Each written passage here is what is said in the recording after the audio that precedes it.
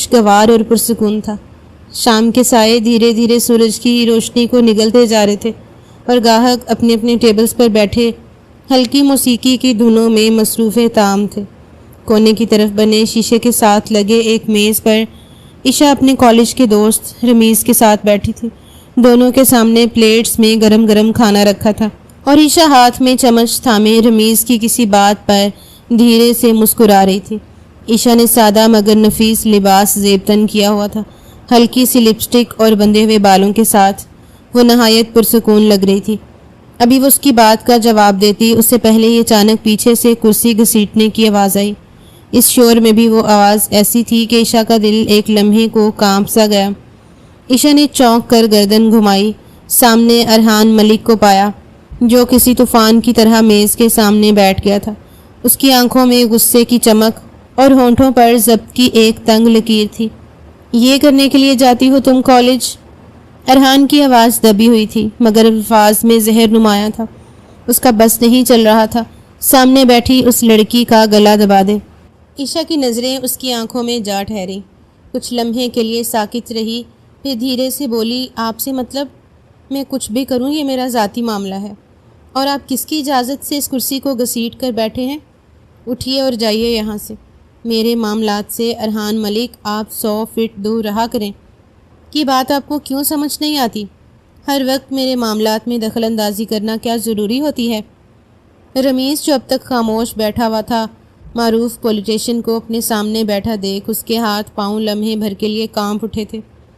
وہ دونوں آپس میں مزید الجھتے اس سے پہلے ہی وہ اپنی جگہ سے کھڑا ہو گیا تھا اور عشا کو دیکھتے ہوئے وہ نہایت نرمی سے بولا تھا، عشا ہم بعد میں بات کرتے ہیں، اللہ حافظ، آپ الجھیے مت۔ عشا نے اس کے ہاتھ کو پکڑ کر روکنے کی کوشش کی۔ نہیں رکو رمیز، لنچ تو کریں، ہم کیوں ان سے ڈر رہے ہیں؟ لیکن رمیز ارحان کی جمی ہوئی نگاہوں سے بچتے ہوئے تیزی سے وہاں سے چلا گیا تھا۔ وہ پرائے معاملات میں پڑنا ہی نہیں چاہتا تھا۔ اس کے جاتے ہی عشا کی آنکھوں میں خجالت، بے بسی اور غصہ باری باری ابھر رہے تھے۔ اس نے گہری سانس لی اور قدرے دھیمی آواز میں کہا، کیوں میری زندگی کو اتنا مشکل بنا دیا ہے آپ نے؟ کیوں مجھے جینے نہیں دیتے؟ کیا سکون کا حق نہیں ہے مجھے؟ ہر وقت کسی نہ کسی چیز پر نظر رکھے بیٹھے رہتے ہیں۔ کیا میں انسان نہیں ہوں؟ کیا میں جانور ہوں جو ہر کام آپ کے کہنے پر کروں گی؟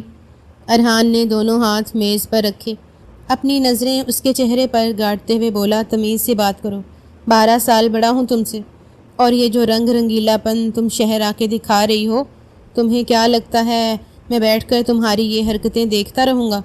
تم نے ہماری عزت کو خاک میں ملا دیا ہے۔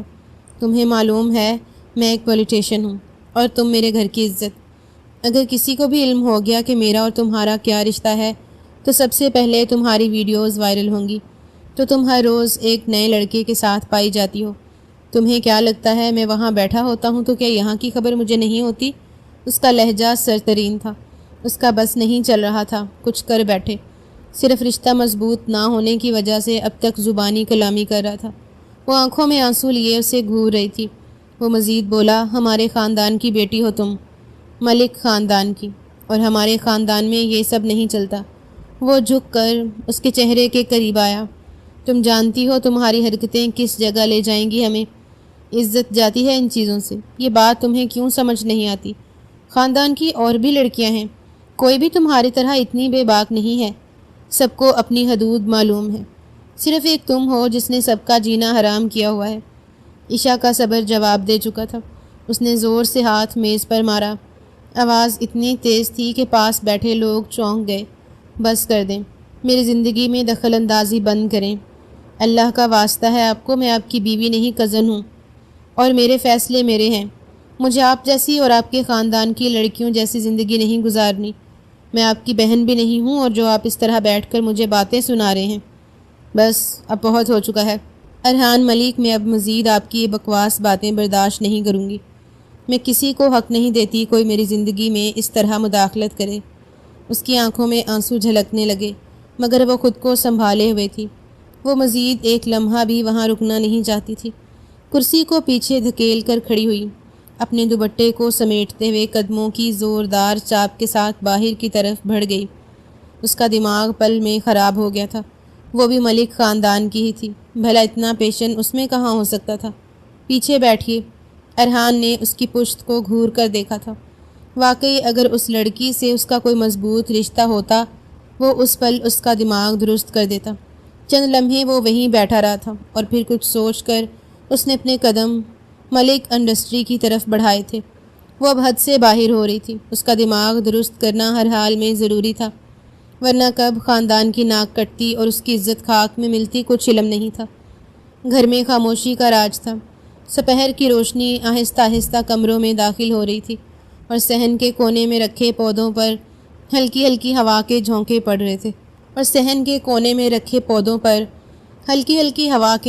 پڑ رہے تھے۔ سکینہ بیگم اپنے کمرے میں بیٹھ کر تسبیح کے دانے گن رہی تھیں۔ ان کے چہرے پر معمول کی سنجیدگی تھی، مگر آنکھوں میں فکر کی ایک مدھم سی پرچھائیاں نمایاں تھیں۔ اچانک کمرے کا دروازہ زور سے کھلا۔ عشا اندر داخل ہوئی۔ اس کے چہرے پر غصہ، مایوسی اور تھکن کی جھلک صاف محسوس کی جا سکتی تھی۔ اس کے ہاتھ میں کالج بیگ تھا، جسے اس نے بنا کسی لحاظ کے زور سے صفحے پر پٹکا اور تیز قدموں سے آ کر اپنی ماں کے ساتھ کھڑی ہو گئی۔ یہ کیا کر رہی ہیں آپ میرے ساتھ؟ اس کی آواز میں کپکپاہٹ تھی۔ کہیں بھی جاتی ہوں یہ شخص پیچھے پیچھے آ جاتا ہے۔ دم چھلا باندھ دیا ہے آپ نے میرے ساتھ؟ نہیں، آج آپ مجھے بتائیے امی، کیا مل رہا ہے آپ کو میرے ساتھ؟ یہ ظلم کر کے، آزادی دے کر آپ لوگوں نے میرے پر باندھ دیے ہیں۔ اس طرح کی آزادی نہیں چاہیے مجھے، جہاں میں سانس بھی آپ لوگوں کی مرضی سے لوں۔ سکینہ بیگم نے چونک کر اسے دیکھا۔ تسبیح کے دانے ہاتھ میں تھمے رہ گئے۔ کیا بات ہے عشا، یہ کس طرح کی زبان ہے اپنی ماں سے؟ شرم نہیں آ رہی تمہیں؟ اس طرح مجھ سے گفتگو مت کرو۔ زہر لگ رہی ہو مجھے۔ بالکل نہیں آ رہی، وہ جواباً چلائی، اور لگتی ہوں زہر تو لگتی رہوں، آج آپ کو سننا پڑے گا۔ جب آپ لوگوں کو میرے پیچھے آدمی چھوڑتے ہوئے شرم نہیں آتی تو مجھے بھی بولتے ہوئے نہیں آتی۔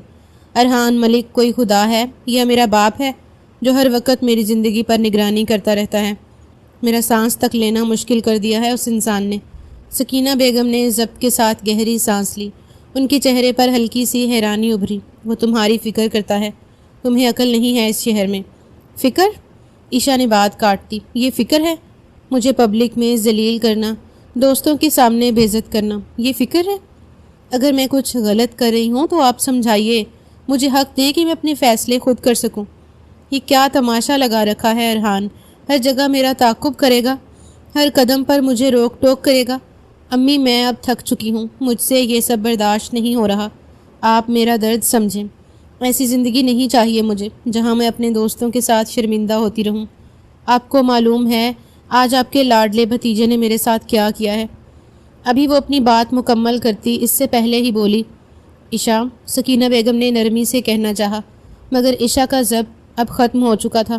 آپ اس انسان کو اپنی زبان میں سمجھا دیں، ورنہ اگر میں اپنی زبان میں سمجھانے پر آ گئی تو مجھ سے برا کوئی نہیں ہوگا۔ میری زندگی عذاب بنا دی ہے اس نے۔ نہ میں سکون سے کالج جا سکتی ہوں، نہ پڑھ سکتی ہوں، نہ جی سکتی ہوں۔ ہر وقت ایک تلوار لٹکی رہتی ہے سر پر کہ عشا یہ نہیں کرے گی، عشا اس طرح سانس نہیں لے گی، عشا اس طرح نہیں بیٹھے گی۔ یار لڑکی ہوں لیکن انسان بھی ہوں، یہ بات کیوں نہیں سمجھ رہے آپ لوگ؟ اس کی آنکھوں میں نمی ابھری، مگر وہ کسی صورت کمزور نہیں آنا چاہتی تھی۔ اس نے لب بھینچ کر ضبط کیا، دوپٹے کو کندھے پر درست کیا اور تیزی سے دروازہ کھول کر باہر نکل گئی۔ کمرے میں خاموشی چھا گئی۔ سکینہ بیگم نے دھیرے سے سر جھکایا، تسبیح کے دانے رک گئے۔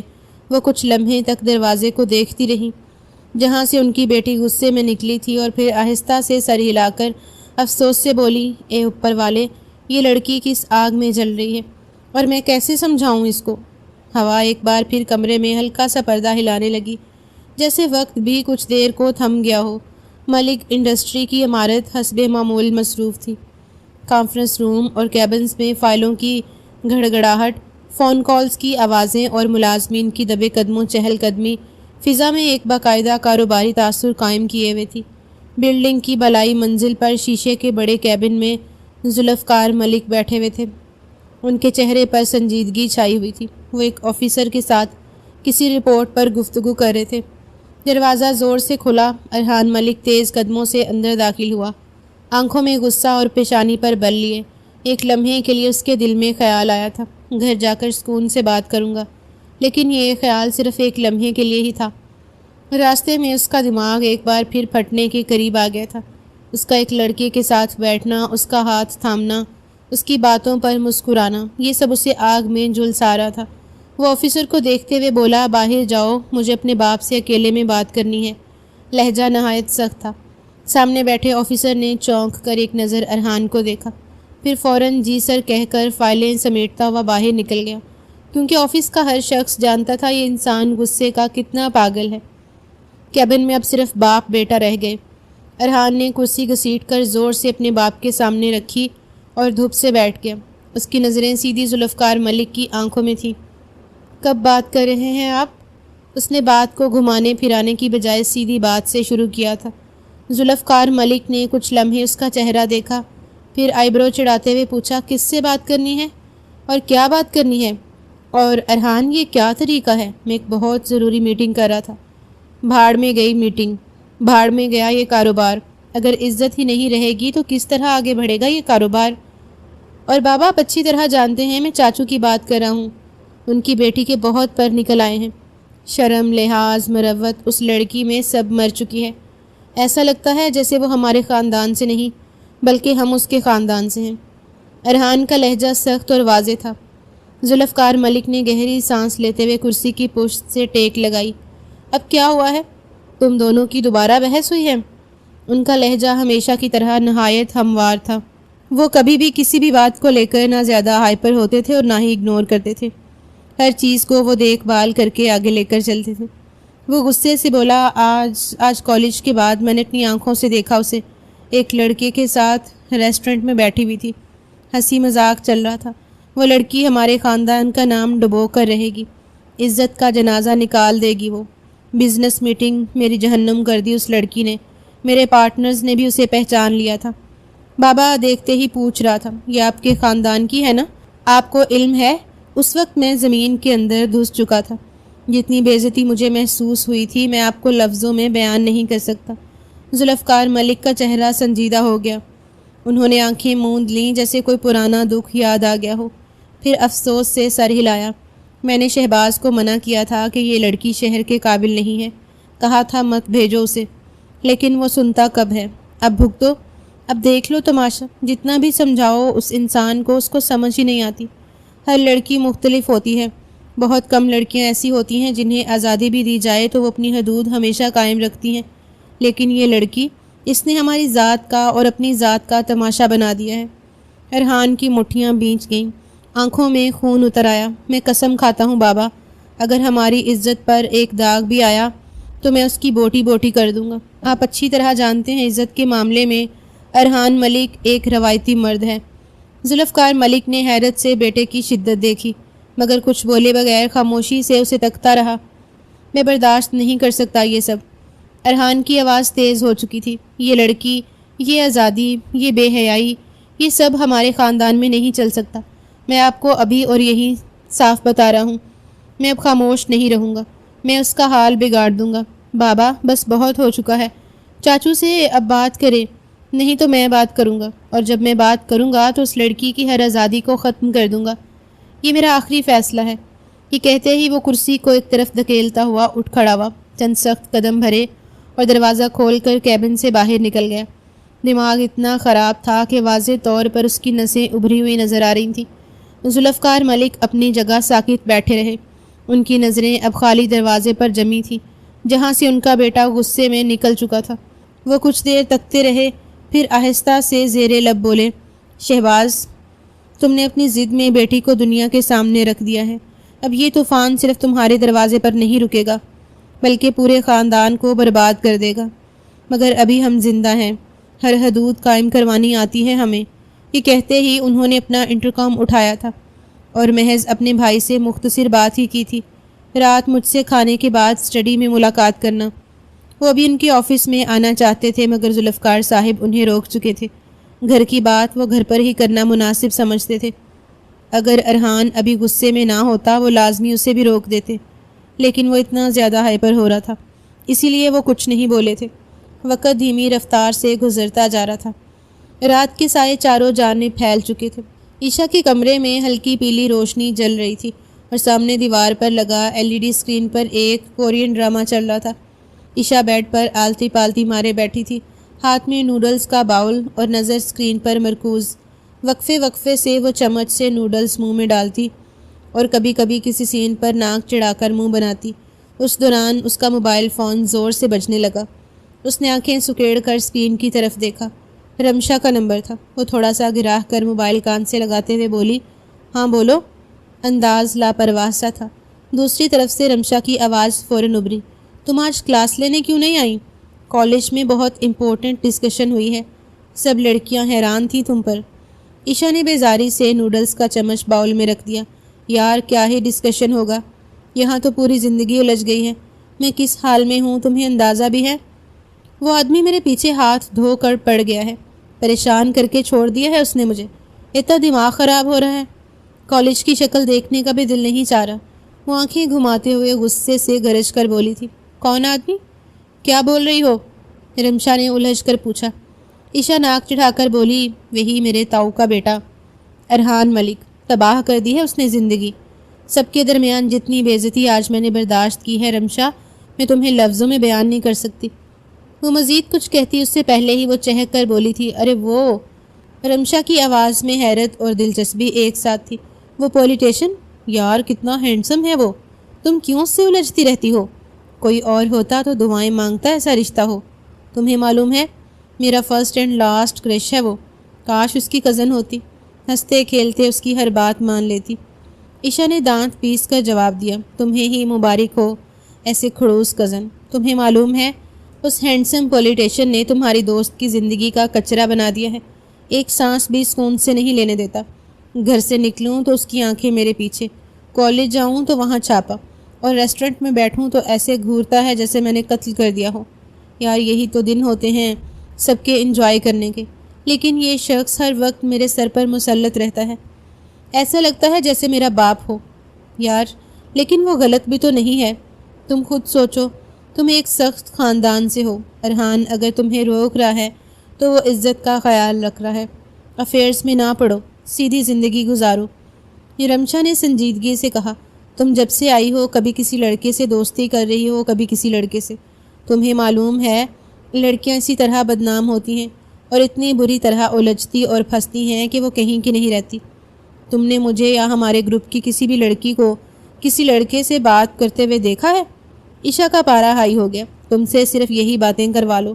تمہیں کیا لگتا ہے میں یہاں مزے کرنے آئی ہوں؟ میں تمہیں اپنی زندگی کے سارے سین نہ سنا دوں تو تمہارا دماغ ہل جائے گا۔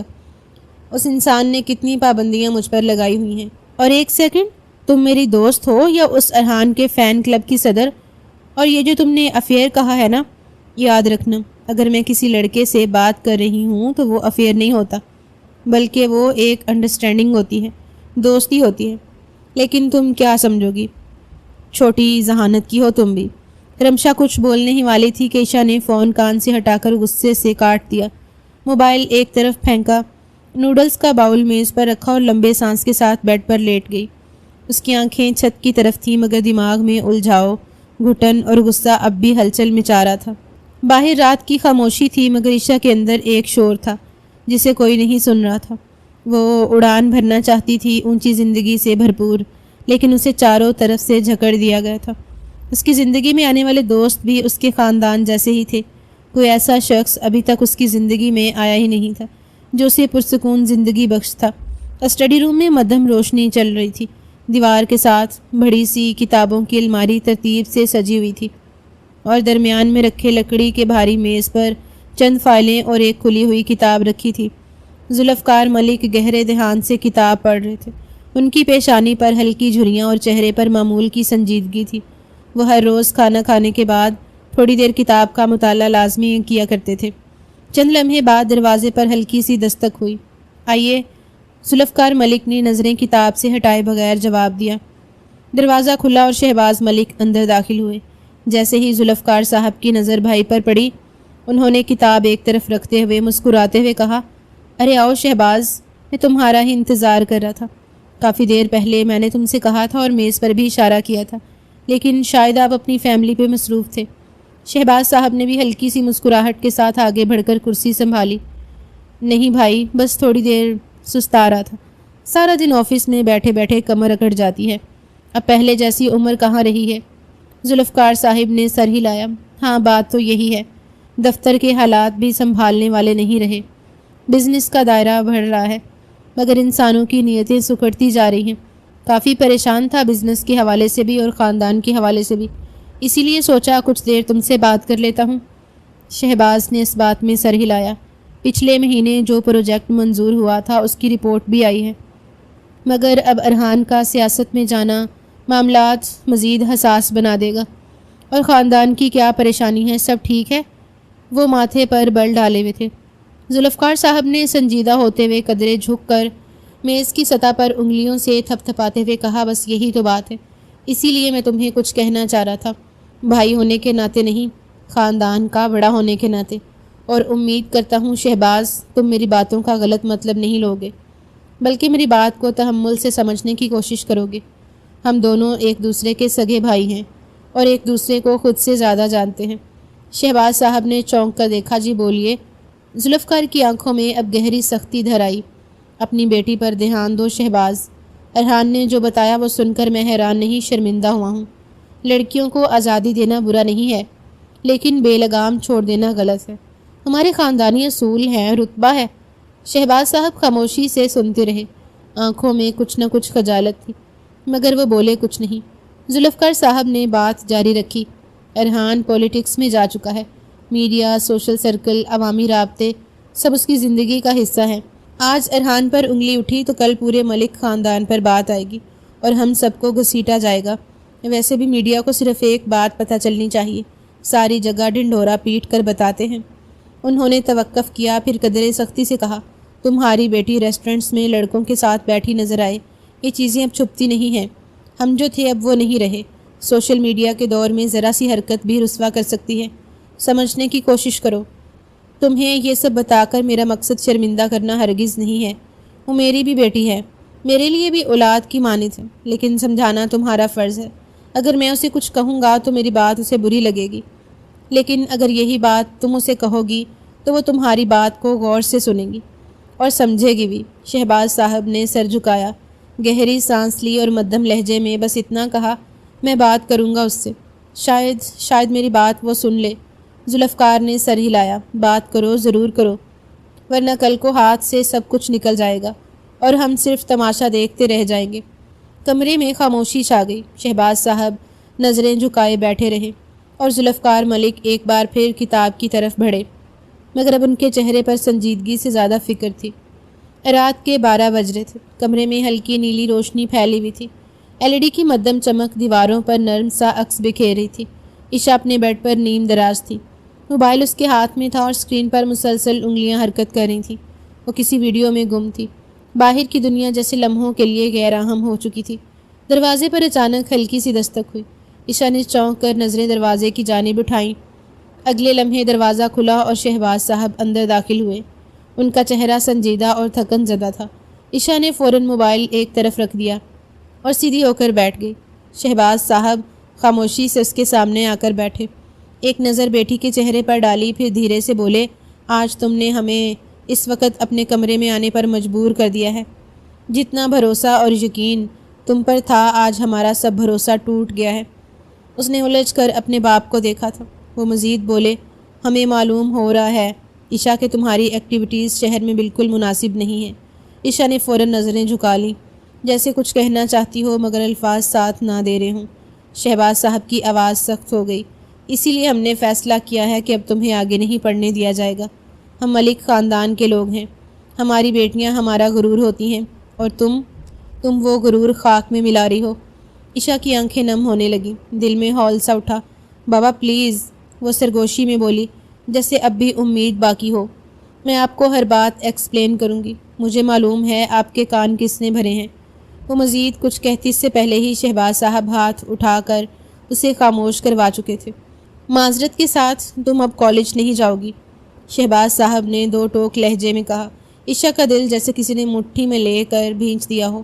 وہ فوراً اپنی جگہ سے کھڑی ہوئی، آنکھوں میں آنسو جھلملانے لگے۔ بابا پلیز ایک موقع دیں، میں وعدہ کرتی ہوں اب کچھ ایسا نہیں ہوگا، میں محتاط رہوں گی، کسی سے نہیں ملوں گی، بس کالج جاؤں گی اور سیدھی واپس آؤں گی۔ آپ کی عزت میری عزت ہے بابا، میں اسے کبھی نقصان نہیں پہنچانا چاہتی۔ شہباز صاحب نے ایک لمحے کے لیے بیٹی کو دیکھا۔ اس کی آنکھوں میں سچائی تھی، ندامت تھی، لیکن ان کے چہرے پر سختی برقرار رہی۔ اگر ارحان نے تمہیں اجازت دی اور ذوالفقار بھائی نے بھی تو میں تمہیں جانے دوں گا، ورنہ میری طرف سے نہیں۔ عشا کے چہرے سے جیسے خون کھینچ گیا ہو۔ وہ نڈھال ہو کر بیڈ پر بیٹھ گئی۔ آنسو اب بہنے لگے تھے۔ بابا، اس نے ٹوٹے لہجے میں پکارا، میری پڑھائی، میرا خواب، آپ مجھے روک دیں گے؟ شہباز صاحب نے خاموشی سے رخ موڑا، ایک پل ٹھہرے اور پھر دروازے کی طرف قدم بڑھا دیے۔ پیچھے پیچھے عشا اپنے آنسوؤں کے ساتھ اکیلی رہ گئی اور کمرے میں صرف اس کی سسکیوں کی آواز باقی رہ گئی تھی۔ وہ بیڈ کے کنارے بیٹھی آنکھوں سے بہتے آنسوؤں کو ہاتھ سے صاف کرتی جا رہی تھی۔ اس کے چہرے پر دکھ سے زیادہ غصہ تھا، ایک ایسا غصہ جو دبایا نہیں جا رہا تھا۔ چند لمحے وہ یوں ہی خاموش بیٹھی رہی، لیکن پھر اچانک جیسے ضبط کا بندھن ٹوٹ گیا ہو، وہ جھٹکے سے کھڑی ہوئی، تیزی سے دوپٹہ کندھے پر ڈالا اور دروازے کی طرف بڑھی۔ قدموں کی آواز زینے پر گونجتی گئی، جیسے ہر قدم کے ساتھ اس کا غصہ اور شدت پکڑتا جا رہا ہو۔ وہ تیزی سے چلتی ہوئی سیدھا ارحان کے کمرے کے دروازے پر پہنچی، ایک زوردار دستک دی۔ پہلی دستک کوئی جواب نہیں آیا، دوسری دستک پہلے سے زیادہ زوردار، ابھی بھی خاموشی۔ تیسری بار اس نے زور سے دروازہ بجایا۔ چند لمحے بعد دروازہ کھلا۔ ارحان سامنے آیا، چہرے پر حیرت اور بھویں چڑھے ہوئے تھے۔ ابھی بولنے ہی والا تھا کہ عشا نے اپنے غصے کا اظہار عملی طور پر کیا۔ ایک زوردار دھکا اس کے سینے پر دے مارا، جس سے وہ پیچھے ہٹا اور اندر داخل ہو گئی۔ کیا سمجھتے ہو تم خود کو؟ کیا حاصل ہو رہا ہے یہ سب کر کے؟ عشا کی آواز اونچی اور کانپتی ہوئی تھی۔ کہیں کہ ٹام کروز ہو؟ ہر وقت میرے پیچھے کیوں پڑے رہتے ہو؟ میرے باپ کے کان کیوں بھرے؟ کیا ملا تمہیں؟ مرد ہو تو سب کر لو گے، ہر چیز کی صرف تمہیں اجازت ہے، کیا مجھے نہیں؟ معلوم نہیں تمہاری 10-15 گرل فرینڈز ہوں گی جن کے ساتھ تم راتیں بھی رنگین کر چکے ہوگے۔ ارحان نے چند لمحے خاموشی سے اسے دیکھا، جیسے اندازہ لگا رہا ہو کہ یہ طوفان کتنی دیر کا ہے۔ پھر گہری آواز میں بولا، سب سے پہلے تمیز سے بات کرو، 12 سال بڑا ہوں تم سے، یہ بات تم بار بار کیوں بھولتی ہو؟ اور یہ بتاؤ کس کی اجازت سے میرے کمرے میں گھسی ہو؟ اور اپنی یہ گھٹیا گفتگو اپنے تک ہی محدود رکھو تو بہتر ہے، ورنہ میں تمہارا دماغ بہت اچھے طریقے سے درست کر سکتا ہوں۔ عشا نے ایک قدم اور آگے بڑھایا۔ بھاڑ میں گئی اجازت، کون سا رشتہ ہے تمہارا جو ہر بات میں ٹانگ اڑاتے ہو؟ شوہر لگتے ہو میرے۔ اس کا دماغ واقعی خراب ہو رہا تھا، اس کا بس نہیں چل رہا تھا سامنے کھڑے شخص کا سر توڑ دے۔ ارحان نے ناک پھیلائی، جیسے اب برداشت کی حد پار ہو گئی ہو۔ اگر یہی چاہتی ہو تو بن جاتا ہوں شوہر۔ صبح بھی یہی بول رہی تھی تم، اب تو لگتا ہے بات کرنی پڑے گی بڑوں سے، نکاح کرا لیتے ہیں تاکہ تم بھی سمجھو اور میں بھی اپنا حق استعمال کر سکوں اور تمہاری لگامیں کس سکوں۔ عشا نے دانت بینچ کر نفرت سے اسے دیکھا۔ تھوکتی ہوں تم پر، تم کہتے ہو میں شادی کروں گی تم سے؟ بھاڑ میں جاؤ تم اور تمہاری یہ سوچ۔ یہ کہتے ہی وہ مڑ کر تیز قدموں سے کمرے سے نکل گئی۔ دروازہ کھلے کا کھلا رہ گیا۔ ارحان اپنی جگہ کھڑا رہا، آنکھوں میں غصے کی جھلک مگر ہونٹ سختی سے بند۔ وہ خاموشی سے دروازے کی طرف دیکھتا رہا، جیسے اس دھماکہ خیز لمحے کو جذب کرنے کی کوشش کر رہا ہو۔ پھر آہستہ سے سر جھٹکا، جیسے کچھ فیصلہ کر لیا ہو۔ دوپہر کا وقت تھا، کمرے میں ایک عجیب سی خاموشی چھائی ہوئی تھی، جیسے صبح کے تلخ لمحات ابھی تک فضا میں معلق ہوں۔ لاؤنج میں صوفے کے کونے پر عشا چپ چاپ بیٹھی تھی۔ اس کی نظریں موبائل کی اسکرین پر تھیں، مگر دھیان کہیں اور۔ فنگرز مسلسل حرکت میں تھیں، مگر اس کے چہرے سے صاف لگ رہا تھا کہ ذہن اندر ہی اندر بھرا ہوا ہے۔ چند لمحوں بعد ارحان کی ماما یعنی اس کی تائی ہلکے قدموں سے لاؤنج میں داخل ہوئیں، نرم سا دوپٹہ کندھوں پر ڈھلا ہوا، چہرے پر پیار بھری مسکراہٹ لیے وہ آ کر عشا کے ساتھ صوفے پر بیٹھ گئی۔ عشا گڑیا، تم آج کالج نہیں گئی؟ سب خیریت ہے؟ ان کے لہجے میں نرمی تھی، ایک ماں جیسی فکر۔ وہ ہر بات سے غافل تھی۔ اگر انہیں ذرا بھی علم ہوتا ان کا شوہر اور ان کا بیٹا کیا کر چکے ہیں، وہ ایک لفظ نہ کہتی۔ عشا نے ایک لمحے کو نظر اٹھا کر انہیں دیکھا، پھر موبائل ایک طرف رکھتے ہوئے چہرہ سختی سے موڑ لیا۔ اس کی آواز میں غصہ اور طنز تھا۔ کیوں؟ آپ کے بیٹے نے بتایا نہیں ابھی تک کہ اس نے میرے ابو کے کان بھر دیے ہیں میرے خلاف، تو اب میں کیسے جا سکتی ہوں کالج؟ وہ یہی سمجھی تھی کہ یہ بھی مزے لینے کے لیے آئی ہے، مگر ایسا نہیں تھا۔ وہ ہر بار کی طرح اس بار بھی ہر بات سے انجان تھی۔ تائیماں کے چہرے پر الجھن سے چھا گئی۔ وہ تھوڑے پیچھے ہو کر سنبھل کر بیٹھیں۔ میرا بیٹا وہ تمہارے باپ کے کان کیوں بھرے گا؟ کیا تمہارے باپ کے پاس اپنی عقل نہیں ہے جو وہ کسی کی باتوں میں آ جائیں گے؟ وہ حیرانگی سے بولی۔ عشا نے تیز نظروں سے انہیں دیکھا، پھر سخت لہجے میں بولی، پلیز میں آپ سے مخاطب نہیں ہو رہی، آپ بھی مجھ سے مخاطب نہ ہوں، یہی آپ کے حق میں بہتر ہے۔ نہ جانے کہاں کہاں سے لوگ اٹھ اٹھ کر میرے منہ لگنے آ جاتے ہیں۔ کل کی وجہ سے وہ بہت غصے میں تھی، اسی لیے کچھ سمجھ نہیں آ رہا تھا، کیا منہ سے نکل رہا ہے اور کیا وہ ادا کر رہی ہے۔ الفاظ ابھی مکمل بھی نہیں ہوئے تھے کہ کچن کا دروازہ تیزی سے کھلا اور سکینہ بیگم باہر نکلیں۔ ان کے چہرے پر طوفان سا تھا۔ بغیر ایک لمحہ ضائع کیے وہ تیزی سے آئیں اور عشا کا بازو تھام کر ایک زوردار تھپڑ اس کے چہرے پر دے مارا۔ اس اچانک افداد پر وہ بری طرح بوکھلائی تھی۔ کس لہجے میں طیمہ سے بات کر رہی ہو تم؟ شرم لحاظ سب ختم ہو گئے ہیں تم میں؟ معافی مانگو فوراً۔ ان کا بس نہیں چل رہا تھا اپنے ہاتھوں سے ہی اس کا گلا دبا دے جس نے ہر جگہ انہیں رسوا کرنے کا ٹھیکہ اٹھا لیا تھا۔ عشا کی آنکھوں میں آنسو تو نہیں آئے مگر اس کے چہرے پر حیرت اور غصے کا ملا جلا تاثر تھا۔ اس نے اپنی ماں کو سخت نظروں سے دیکھا اور سرد آواز میں بولی، معافی مانگتی ہے میری جوتی، خبردار جو کسی نے میرے معاملات میں بولنے کی جرت کی، چھوڑوں گی نہیں کسی کو بھی۔ اور آپ یہ جو تھپڑ آپ نے میرے منہ پر مارا ہے اس کا جواب آپ کو اچھی طرح دینا پڑے گا۔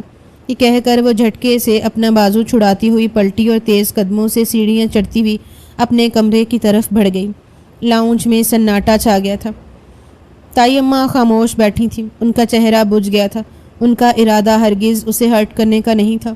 انہیں بالکل کسی بات کا علم نہیں تھا۔ اگر انہیں ذرا بھی یہ علم ہوتا وہ کبھی اس طرح کی گفتگو شروع ہی نہ کرتی۔ سکینہ بیگم نے نظریں چرا کر کہا، بھابھی میں معذرت چاہتی ہوں، یہ بچی دن بدن ہاتھ سے نکلتی جا رہی ہے۔ طیمہ نے دھیرے سے ان کے ہاتھ پر ہاتھ رکھا، نرمی سے کہا، بس سکینہ رہنے دو، کچھ باتیں وقت ہی سمجھاتا ہے، تم خاموش رہو۔ میں ٹھیک ہوں اور شاید میری بھی غلطی ہے، مجھے اس سے بات نہیں کرنی چاہیے تھی۔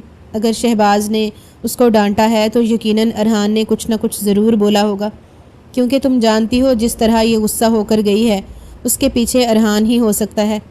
کئی بار میں اس لڑکے کو سمجھا چکی ہوں، وہ چھوٹی ہے سمجھ جائے گی، لیکن وہ سنتا ہی نہیں، ہر وقت حکمرانی کرنا اس نے اپنا المیہ بنا لیا ہے۔ میں سمجھاؤں گی اسے۔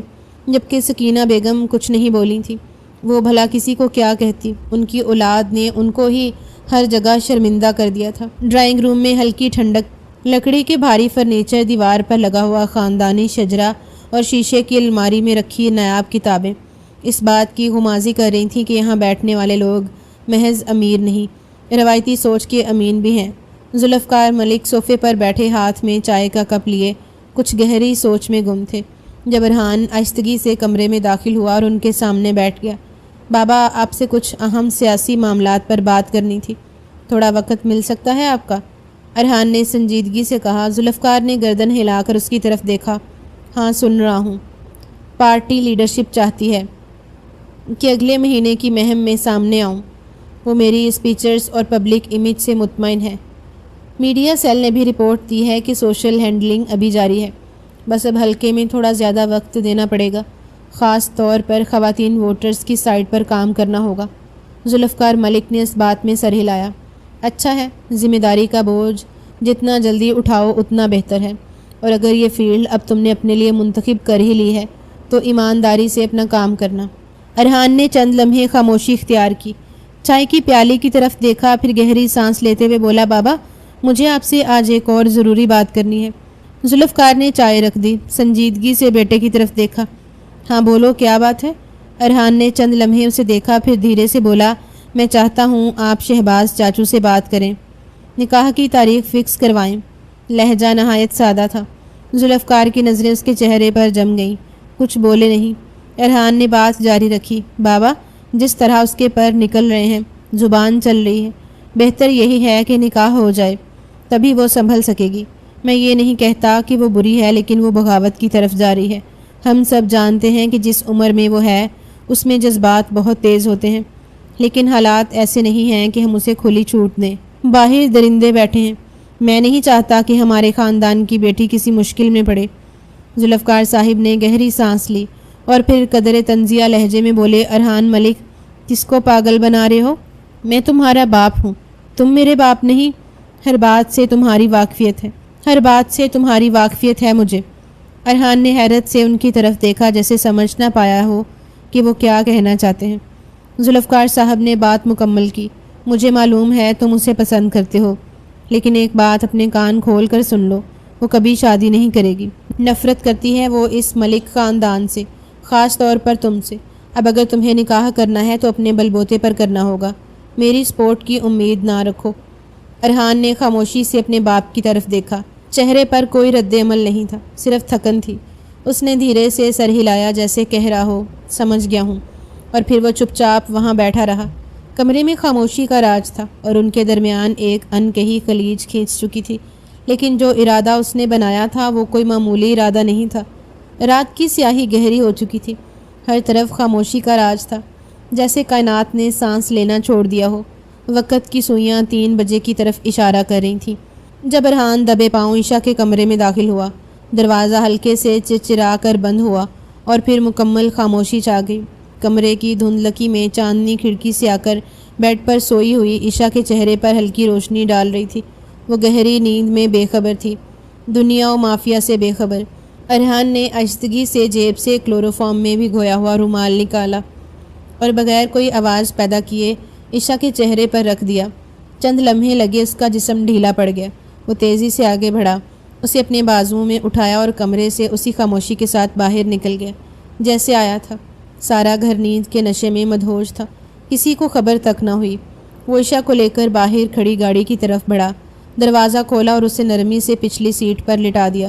گاڑی سٹارٹ کی اور بغیر کسی تاخیر کے وہ سیدھا فارم ہاؤس کی طرف نکل گیا۔ راستے بھر سناٹا اس کے اعصاب پر چھایا رہا۔ دل کی دھڑکن معمول سے تیز تھی، مگر چہرے پر ایک عجیب اطمینان تھا۔ فارم ہاؤس پہنچ کر اس نے گاڑی اندر لے جا کر روکی، دروازہ کھولا اور عشا کو دوبارہ بازوؤں میں سمیٹ کر اندر کمرے میں لے آیا۔ کمرہ نیم تاریک تھا، صرف ایک دیوار گیر لیمپ کی مدھم روشنی فضا کو پراسرار بنائے ہوئے تھی۔ وہ اسے لے جا کر بستر پر پٹکتا ہے۔ عشا کا جسم جیسے ہی گدے سے ٹکراتا ہے وہ چونک کر آنکھیں کھول جاتی ہیں۔ اوہ میرے خدا! وہ ہڑبڑا کر اٹھ بیٹھی۔ کچھ دیر کے لیے اسے سمجھ ہی نہیں آیا تھا، لیکن جیسے ہی اس نے نظر گھمائی، کمرہ اجنبی ماحول، خاموش، دل کی دھڑکن جیسے سینہ پھاڑنے کو ہو۔ لیکن نظر جیسے ہی سامنے کھڑے ارحان پر گئی، وہ آنکھیں تنگ کر کے چلاتی ہوئی کھڑی ہوئی۔ کیا کر رہے ہو تم؟ کیوں لائے ہو مجھے یہاں؟ ارحان کے لبوں پر ایک سرد مسکراہٹ آئی۔ وہ آہستہ آہستہ چلتا ہوا قریب آیا اور اس کی جانب دیکھتے ہوئے سخت لہجے میں مٹھاس سموتے ہوئے بولا، اپنی پیاری سی کزن سے نکاح کرنے کے لیے لایا ہوں، اور بھلا کیوں لاؤں گا؟ اب اس کی اتنی خواہش ہے کہ میں شوہر بن کر اس پر حق جتاؤں تو اتنا تو میں کر ہی سکتا ہوں نا۔ عشا حیرت اور غصے سے پاگل ہونے کے در پہ آ گئی تھی۔ پاگل ہو گئے ہو تم؟ نکاح کس حق سے؟ تم کیوں میرے پیچھے پڑ گئے ہو؟ چھوڑ دو میرا پیچھا۔ ارحان نے سکون سے اس کی بات کاٹی۔ کل بولی تھی نا کہ تم کون ہوتے ہو مجھے روکنے والے؟ آج بتاؤں گا کہ کون ہوں، کس حق سے تم پر اختیار رکھتا ہوں۔ وہ بھی مزید کچھ کہنے ہی والی تھی کہ ارحان نے جیب سے گن نکالی اور ایک ہی لمحے میں اس کی نالی اس کے ماتھے سے لگا دی۔ عشا کی آنکھیں خوف سے پھیل گئیں، اس کا سانس رک سا گیا۔ ابھی کہ ابھی نکاح ہوگا، اور اگر ایک لفظ بھی منہ سے نکالا نا تو باخدا گولی تمہارے ماتھے سے پار ہوگی اور دنیا کو یہی خبر دوں گا کہ تم بھاگ گئی ہو۔ عشا پیچھے کو سرک گئی، کمر سے لگا ہوا بستر اسے سہارا دے رہا تھا۔ خوف اس کے چہرے پر رینگ رہا تھا، ہونٹ کپکپا رہے تھے، آواز گلے میں اٹک گئی تھی۔ ارحان کی آنکھوں میں وہ جنون تھا جو صرف ایک ضدی شخص میں ہوتا ہے، اور عشا کو سمجھ آ گیا کہ یہ رات بہت خطرناک ہے، اسی لیے خاموشی بہتر ہے۔ اور پھر وہی ہوا تھا جو طے پایا تھا، اس نے فوراً ہی مولوی بلا لیا تھا۔ وہ روتی رہ گئی، انکار کرتی رہ گئی، لیکن وہ نہیں سن رہا تھا۔ ماتھے پر بندوق رکھے اس نے نکاح پڑھوا لیا تھا۔ کمرے کی فضا میں ایک بوجھل خاموشی رچی بسی تھی، جو کسی بڑے طوفان سے پہلے کا سکوت محسوس ہو رہا تھا۔ عشا کی سانس تیز تھی، چہرہ آنسوؤں سے تر، مگر آنکھوں میں ہار نہیں تھی۔ اچانک ہی وہ اپنی جگہ سے کھڑی ہوئی تھی اور باہر کی طرف بڑھی تھی، مگر اس سے پہلے ہی ارحان نے اسے دیوار سے لگا دیا تھا۔ دونوں کلائیاں مضبوطی سے اس کی کمر پر باندھ دی تھیں۔ وہ درد سے گھرائی تھی، لیکن نگاہوں میں اب بھی نفرت اور بغاوت کی چمک، جبکہ وہ مسکراتے لہجے میں، میری گردن پر اپنی محبت کا ثبوت چھوڑ دو، تاکہ صبح سب کو یقین ہو جائے کہ یہ نکاح زبردستی نہیں ہوا بلکہ ایک دوسرے کی رضامندی سے کیا ہے۔ ارحان کا لہجہ سرد اور فیصلہ کن تھا، جیسے وہ یہ بات نہیں ایک حکم دے رہا ہو۔ عشا نے آنکھوں میں آنسو بھر کر نفرت سے اس کا چہرہ دیکھا۔ چھوڑو مجھے جاہل انسان، تمہاری قربت میں آنے سے پہلے میں مرنا پسند کروں گی۔ یہ کہتے ہی اس نے یکدم اس کے چہرے پر تھوکا تھا۔ کمرے کی فضا میں جیسے سناٹا چھا گیا۔ ارحان کی آنکھوں کا رنگ یکدم بدل گیا، اس کی نظریں پتھر کی مانند ہو گئیں۔ وہ پیچھے ہٹا، ایک پل کے لیے جیسے وقت رک گیا ہو، پھر اس نے بنا ایک لفظ کہے عشا کی کلائیاں چھوڑ دیں۔ عشا نے گھبرا کر سانس کھینچا، جیسے قید سے نکل کر ہوا میں پہلی بار سانس لی ہو۔ وہ اپنے آپ کو آزاد سمجھ بیٹھی تھی، لیکن وہ خوشی صرف چند لمحے ہی قائم رہ سکی۔ ارحان خاموشی سے مڑا اور الماری کی طرف گیا۔ وہ کچھ ڈھونڈ رہا تھا۔ لمحہ بھر بعد اس کے ہاتھ میں ایک رسی تھی۔ بھاری قدموں کے ساتھ وہ واپس آیا۔ تم ایسے نہیں مانو گی نا؟ آج تمہیں میری جنونیت کا پہلا ٹریلر دیکھنا پڑے گا۔ اس کی آواز اب بھی دھیمی تھی، مگر اس میں ایسی سرد مہری تھی کہ عشا کا دل دہل گیا۔ ارحان پلیز مت کرو یہ سب، تمہیں خدا کا واسطہ، وہ کانپتی ہوئی آواز میں بولی، لیکن ارحان کی آنکھوں میں اب صرف ایک ضد تھی، ایک زہر بھری آگ۔ یہ کہتے ہی وہ اسے رسی سے جھکڑ چکا تھا، جبکہ وہ نم آنکھوں سے اپنے سامنے کھڑے شیطان نما کزن کو گھور رہی تھی۔ وہ غصے سے کچھ کہتی اس سے پہلے ہی ارحان کا سخت لہجہ کمرے کی خاموشی چیرتا ہوا ابھرا۔ تمہاری انہی حرکتوں کی وجہ سے آج تم یہاں ہو، وہ اسے گھورتے ہوئے ایک لفظ چبا کر بولا۔ نتیجہ دیکھ رہی ہو اپنی بدتمیزیوں کا، اپنی خود غرضیوں کا، اپنی بغاوتوں کا؟ عشا نے لرزتی آواز میں جواب دیا۔ میں کبھی معاف نہیں کروں گی آپ کو۔ آپ میری خوشیوں کے دشمن کیوں بن گئے ہیں؟ بچپن سے آپ نے مجھے صرف پابندیاں دی ہیں، صرف روک ٹوک۔ ارحان نے ایک تلخ ہنسی ہنسی اور پھر اس کے قریب آ کر جھک کر بولا، پابندیاں؟ تمہیں پتہ ہے کن باتوں پر پابندیاں لگائی تھیں؟ کبھی غور کیا ہے؟ وہ سیدھا کھڑا ہو گیا اور جیسے خود سے بات کرتا ہوا بولا، نہ تمہیں باہر جانے سے روکا، نہ تمہاری پڑھائی، نہ تمہارے شوق۔ گاڑی تمہارے پاس ہے، موبائل، ٹی وی، ہر سہولت۔ دوستوں سے ملنے پر کبھی کچھ نہیں کہا۔ شاپنگ کرتی ہو، کھانا باہر سے منگواتی ہو، سب کچھ تمہیں آزادی سے ملا ہے۔ بس اس کی آواز سخت ہو گئی۔ صرف ایک حد بتائی تھی تمہیں، ایک ہی بات کا کہا تھا کہ کسی غیر لڑکے سے تعلق نہیں رکھو گی، کسی سے رابطہ، دوستی یا کوئی ایسی بات نہیں کرو گی جو تمہیں نقصان دے۔ بس اتنی سی حدود۔ عشا نے تیزی سے آنکھیں اٹھا کر اسے دیکھا۔ یہ محبت نہیں، یہ قید ہے۔ ارحان کا چہرہ لمحہ بھر کو بے رحم ہو گیا۔ یہ قید تمہاری حفاظت تھی لڑکی، تمہیں پتہ نہیں یہ دنیا کتنی گندی ہے، کتنی ظالم۔ میں نے تمہیں بچانے کے لیے وہ حد کھینچی تھی، لیکن تم تو اس سے نکلنے کو بے تاب تھی۔ وہ عشا کے قریب آیا، اس کی طرف جھک کر دھیرے سے بولا، اگر تم ایک بار سمجھ جاتی، اگر ایک بار مان لیتی تو میں تمہیں عزت سے اپنے نکاح میں لاتا، سب کے سامنے اعلان کرتا کہ تم میری بیوی ہو، تمہیں دنیا کی ہر آسائش دیتا، لیکن تم نے مجھے مجبور کیا، تم نے مجھے وہاں لا کھڑا کیا جہاں میرے لیے اور کوئی راستہ نہیں بچا تھا۔ عشا کی آواز بھرا گئی۔ یہ زبردستی ہے، یہ زیادتی ہے۔ ہاں مانتا ہوں زیادتی کی ہے، میں نے غلطی کی ہے، مگر مجبور بھی تم نے کیا ہے۔ تمہیں یہ سب بہت آسان لگتا ہے، لڑکوں کے ساتھ اٹھنا بیٹھنا۔ کیا تمہیں معلوم ہے تمہاری انہی حرکتوں کی وجہ سے تمہارے ساتھ کیا ہو سکتا ہے؟ ارحان نے پہلو بدلا، کپ کپاتے لہجے میں کہا، تم جانتی ہو پاکستان میں کیا ہو رہا ہے؟ ایک لڑکی تمہاری ہی طرح ہنسمکھ، خوش مزاج، اس کا نام تھا ثنا یوسف۔ وہ خاموشی سے ارحان کو سن رہی تھی۔ اس کیس کے بارے میں جانتی تھی، لیکن زیادہ ڈیٹیل نہیں، کبھی جاننے کی ضرورت ہی محسوس نہیں کی تھی۔ ارحان نے گہری سانس لی، پھر بولا، وہ 17 سال کی تھی، ٹک ٹاک پر بہت مشہور، لگ بھگ 8 لاکھ فالورز، انسٹاگرام پر تقریباً 5 لاکھ ویڈیوز بنائی تھی، عورتوں کے حقوق کے بارے میں بھی بولتی تھی، خوش مزاج، روشن خیال، مگر حکومت میں، خاندان میں، معاشرے میں چند لوگوں کو یہ سب غلط لگتا تھا۔ عشا کی آنکھوں میں بے چینی نے جنم لیا۔ ارحان نے آنکھیں جھکاتے ہوئے کہا، رات کو 2 جون کی شام وہ اپنے گھر اسلام آباد میں اپنی پھوپھو کے ساتھ تھی۔ اچانک ایک آدمی آیا گیسٹ بن کے، اندر داخل ہوا اور اسے مار دیا۔ وہ 5 منٹ میں مر گئی۔ عشا نے سر ہلاتے ہوئے خاموشی سے پوچھا، گولی کس نے چلائی؟ یہ الفاظ اسے بے اختیار برآمد ہوئے۔ ارحان کی آنکھوں میں کچھ سردی تھی۔ شخص کا نام عمر حیات ہے، عرف کاکا، 20 سے 22 سال کا نوجوان تھا۔ بے شک پولیس نے 20 گھنٹے کے اندر اس کو گرفتار کر لیا تھا، اور اس نے اعتراف بھی کیا کہ ثنا نے اس کی پیشکش ٹھکرائی تھی۔ عشا کی آواز کانپی تھی، صرف اس لیے اس نے اس کو مار دیا تھا کہ اس نے اسے ٹھکرا دیا تھا۔ ارحان نے ایک تلخ مسکراہٹ دی۔ ہاں، پولیس نے کہا کہ یہ نفرت تھی۔ اس نے کئی بار اس سے بات کرنے کی کوشش کی، لیکن ثنا نے انکار کیا۔ اور پھر باہر آنے کو کہا تو وہ واقعہ ہو گیا۔ خاموشی چند لمحوں کے لیے چھا گئی۔ یہ سب کچھ تمہاری طرح کی لڑکیوں کے ساتھ ہوتا ہے جو خوش مزاجی سے لڑکوں سے بات کر لیتی ہیں مگر بدلے میں انہیں موت ملتی ہے۔ یہ وجہ ہے جو میں تمہیں ٹوکتا ہوں کہ ان باہر کے مردوں سے دور رہو۔ کوئی بات سمجھ آ رہی ہے تمہیں؟ جبکہ وہ کچھ نہیں بولی تھی، بالکل خاموش ہو گئی۔ چند لمحے بعد وہ اس کو دیکھتے ہوئے بولی، چلیے گھر چلیے، پلیز یہ ہاتھ بھی کھول دیں، میں کچھ نہیں کہوں گی، پلیز۔ اس نے ایک نظر اس پر ڈالی اور خاموشی سے ہاتھ کھول دیے تھے۔ وہ اس کے ساتھ زبردستی نہیں کرنا چاہتا تھا لیکن وہ مجبور ہو گیا تھا کیونکہ معلوم تھا وہ لڑکی کبھی اس کی بات کو سمجھے گی نہیں، لیکن اب اسے یقین تھا وہ بات کو سمجھے گی بھی اور رخصتی کے لیے مان بھی جائے گی۔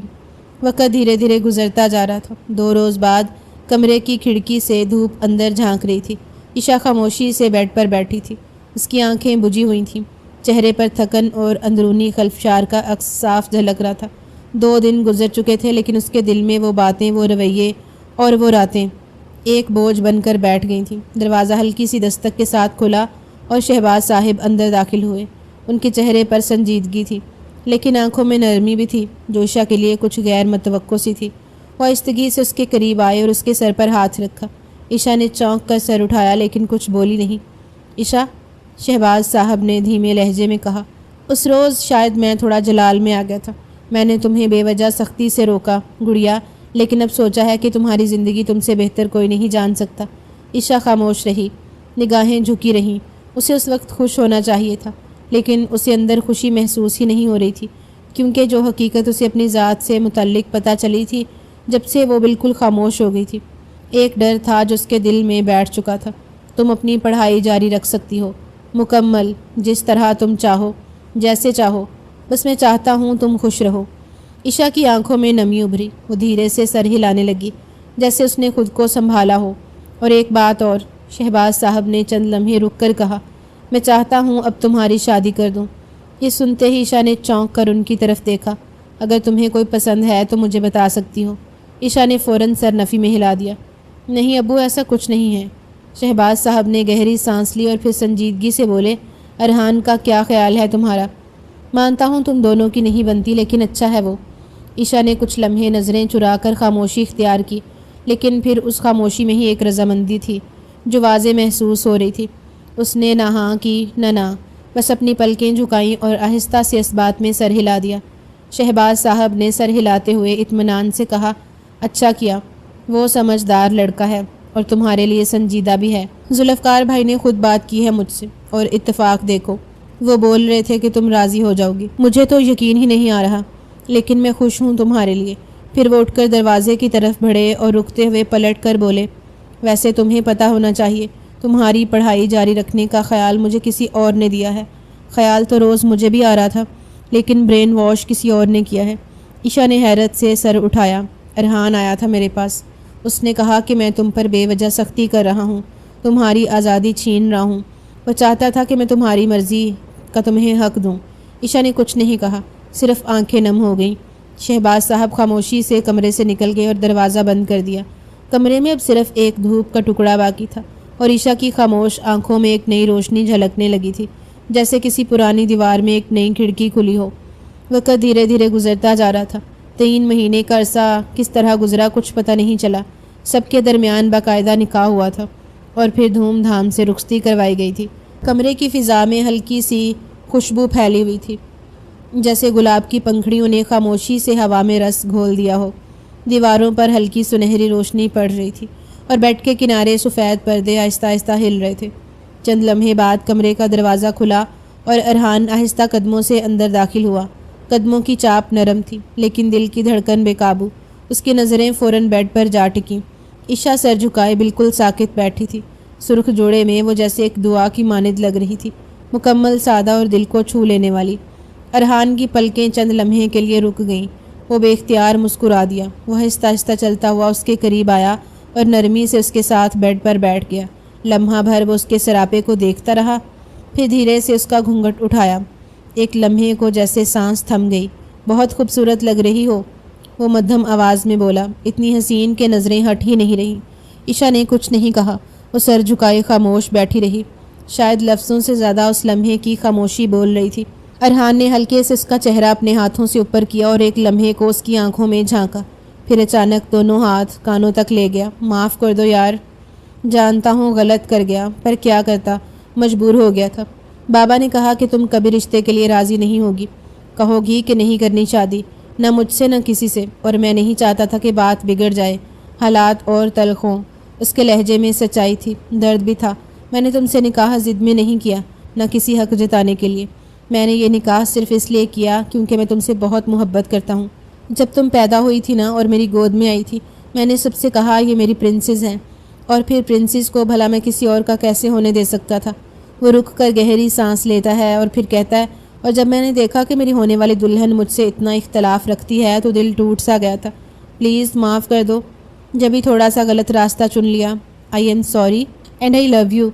عشا نے اس کی طرف دیکھا، آنکھوں میں نمی تھی لیکن چہرے پر سکون۔ چند لمحے بعد عشا کی آواز گونجی، آپ بھی مجھے معاف کر دیں یار، میں بھی غلط تھی، دل میں دماغ میں بہت کچھ غلط بٹھا لیا تھا میں نے۔ جب سے آپ نے مجھے سمجھایا ہے نا، میرا سب کچھ بدل گیا ہے، میں واقعی میں شرمندہ ہوں۔ آئی ایم سوری۔ ارحان خاموشی سے مسکرا دیا۔ وہ قریب ہوا اور نرمی سے اس کے ماتھے پر پیار کیا، پھر اسے آہستہ سے اپنے سینے سے لگا لیا۔ بیویاں معافیاں نہیں مانگتی، شوہر مانگتے ہیں۔ عشا کی ہنسی ہونٹوں پر آ گئی، آنکھیں بھیگ گئیں لیکن اب وہ آنسو نہیں تھے، وہ سچائی کے لمحے تھے۔ کمرے میں اب صرف خوشبو تھی، ایک مکمل لمحے کی، جس میں نہ غصہ تھا نہ ضد، صرف ایک نرمی، ایک محبت اور ایک رشتہ جو آزمائشوں سے گزر کر اب مکمل ہو چکا تھا۔ وہ سمجھ گئی تھی، آزادی لڑکیوں سے دوستی کا نام نہیں، آزادی اس پیار کا نام ہے جو آپ کے گھر والے آپ سے کرتے ہیں۔